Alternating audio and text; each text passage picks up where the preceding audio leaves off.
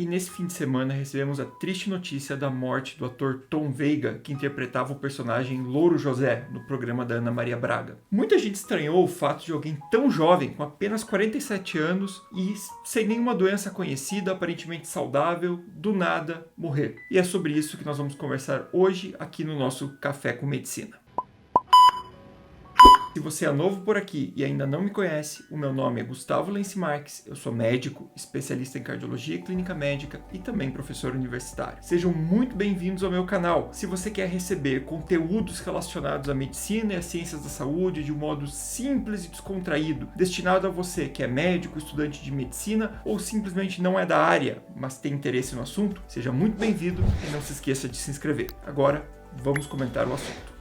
Existem diversas doenças que podem levar à morte súbita, sendo a maior parte delas de origem cardíaca, como o infarto e as arritmias cardíacas. Esse tema específico eu vou abordar num vídeo futuro, ensinando também como tratar inicialmente uma morte súbita. Mas existe uma série de outras condições que também levam à morte súbita, como por exemplo uma embolia pulmonar, que seria um coágulo que sai lá da perna, por exemplo, passa por todo o nosso sistema venoso, passa pelo coração e entope os vasos do pulmão. Isso acontece muito, por exemplo, com aquela pessoa que ficou muito tempo sentada, como numa viagem muito prolongada, seja ela de ônibus ou de avião, e quando se levantou aconteceu a morte súbita. A gente ouve frequentemente relatos a respeito disso. Nesse caso, a pessoa ficou sentada, então a perna ficou sem circulação e foi formando o coágulo ali. Na hora que ela começou a caminhar, ele se deslocou e entrou na circulação, chegando até o pulmão. Esse é um exemplo. Outro exemplo seriam os aneurismas, quando eles rompem. O que é um aneurisma? Um aneurisma é uma dilatação da parede das nossas artérias. Então, a nossa artéria ela é para ser cilíndrica e em um determinado momento ela fica mais dilatada. E essa região ela tem uma fragilidade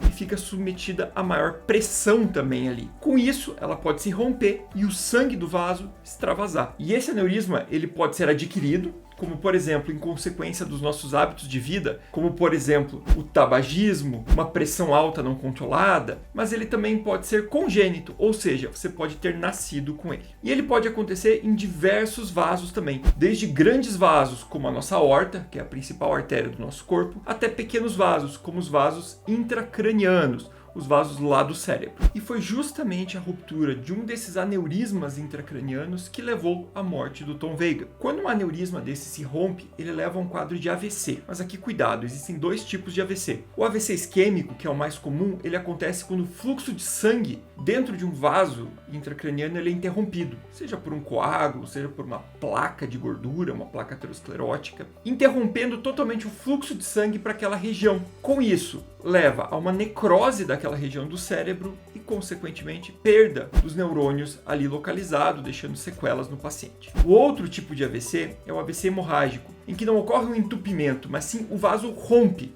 E com isso, o sangue que estava dentro dele extravasa para o cérebro, para regiões que não deveria ter sangue solto, sangue livre. Esse sangue começa a comprimir o cérebro, aumentar a pressão dentro da cabeça e levar a uma série de sintomas. Esses sintomas, eles podem ter um quadro muito variável, desde uma dor de cabeça muito intensa e com início súbito, ou seja, uma dor que atinge sua intensidade máxima dentro de poucos segundos, diferente de outras causas, como por exemplo uma enxaqueca, que pode levar alguns minutos até atingir a dor mais intensa. E até mesmo pode levar a quadros mais graves, como por exemplo o coma e até mesmo a morte. O diagnóstico ele é feito por meio da tomografia de crânio, que vai demonstrar o sangue vivo visto ali dentro do nosso cérebro, como nessa imagem que está aparecendo na tela agora. A região branca seria o sangue e a região mais cinza seria o cérebro. E o tratamento desse tipo de aneurisma rompido ele pode ser feito de duas formas, ou por meio de uma cirurgia, em que é feita a abertura do crânio do paciente e colocado um clipe